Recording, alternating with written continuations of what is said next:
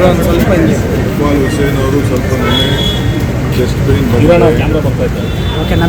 ಅವನಿಗೆಲ್ಲ check ಮಾಡಿದ್ದಾರೆ,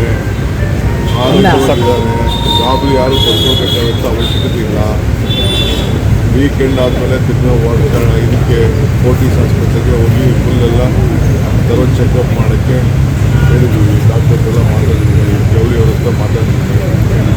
17 ಚೆನ್ನಾಗಿದ್ದಾರೆ, ಸ್ವಲ್ಪ ಕೈ ಸ್ವಲ್ಪ ಸೆಟ್ಟ ಬಂತು. ಮುನ್ನೆಚ್ಚರಿಕೆಯಾಗಿ ತಕ್ಷಣ ಹಾಸ್ಪಿಟಲ್ ಸೇರಿದ್ದಾರೆ.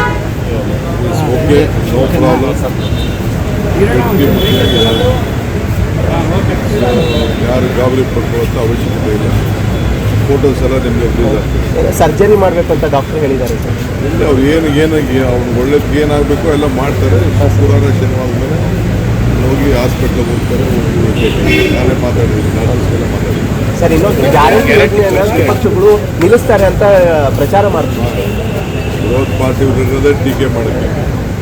ವಿರೋಧ ಪಾರ್ಟಿಯವರು ಏನೇ ಒಳ್ಳೇದು ಮಾಡಿದ್ರು ತಡೆಯೋಕ್ಕೆ ಇರೋದು.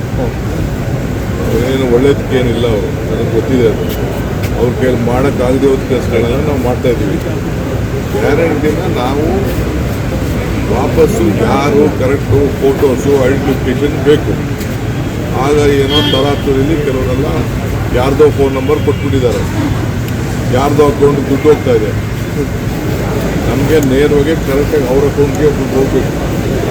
ಯಾರ್ಯಾರೋ ಡ್ರಾ ಮಾಡ್ತಾ ಇದ್ದಾರೆ, ಅದೆಲ್ಲ ನಮ್ಮ ಹತ್ರ ಎಲ್ಲ ದಾಖಲೆ ಇದೆ. ಆಮೇಲೆ ಕರ್ನಾಟಕದವ್ರಿಗೆ ನಾವು ಈ ಗ್ಯಾರಂಟಿ ಕೊಡ್ತಾ ಇರೋದು, ಹೊರಗಡೆ ರಾಜ್ಯದವ್ರಿಗೆ ಗ್ಯಾರಂಟಿ ಕೊಡ್ತಾ ಇಲ್ಲ. ಬಸ್ಸಲ್ಲಿ ಕರೆಂಟು ಕೂಡ ಕರ್ನಾಟಕ ರಾಜ್ಯದಲ್ಲಿ ಯಾರು ವೋಟ್ ಇದೆ ಅವ್ರು ಕೊಡಬೇಕು. ವೋಟ್ ಇಲ್ಲದವ್ರಿಗೆ ಯಾರು ಕೊಡಬೇಕು? ಯಾಕೆ ಕೊಡಬೇಕು ನಾವು?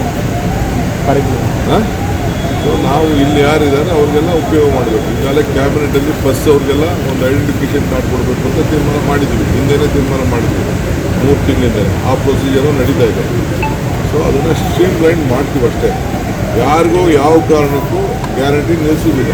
ನಿಲ್ಲಿಸೋದು ನಮ್ಮ ಕಾರ್ಯಕ್ರಮ ಅಲ್ಲ. ನಾವು ಇಡೀ ದೇಶಕ್ಕೆ ಮಾದರಿ.